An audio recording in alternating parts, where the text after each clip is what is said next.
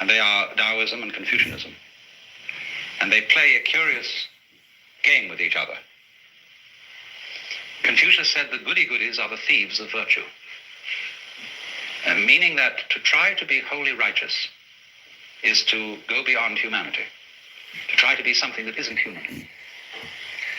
So this gives Confucian approach to life and justice and all those sort of things a kind of queer humor. A sort of boys will be boys attitude, which is nevertheless a very mature way of handling human problems. It was, of course, for this reason that the Japanese Buddhist priests who visited China to study Buddhism, especially Zen priests, introduced Confucianism into Japan. Because despite certain limitations that Confucianism has, and it always needs the Tao philosophy as a counterbalance, Confucianism has been one of the most successful philosophies in all history for the regulation of governmental and family relationships. But of course, it is concerned with formality.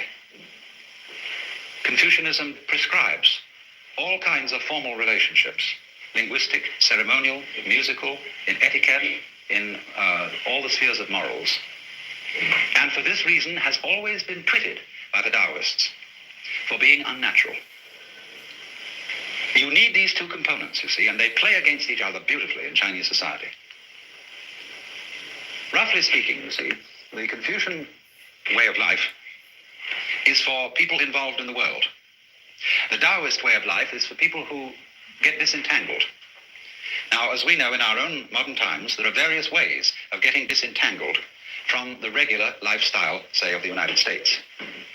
If you want to go through the regular lifestyle of the United States, you go to high school and college, and then you go into a profession or a business.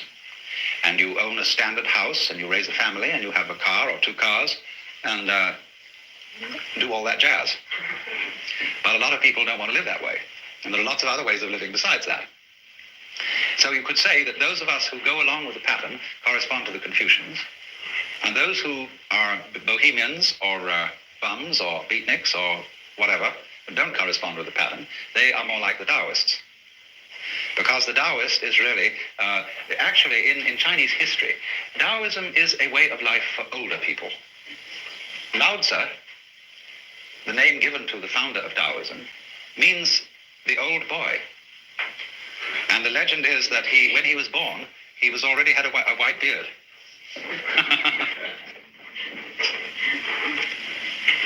So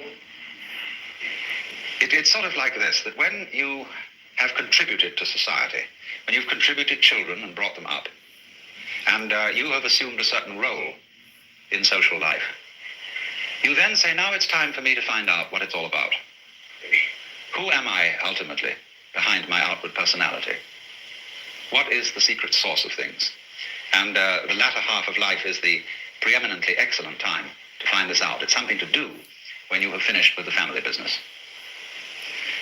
I'm not saying that that is a sort of unavoidable strict rule. Of course, one can study the Tao when very young, because it contains all kinds of secrets in it as to the performance of every kind of art or craft or business or any occupation whatsoever.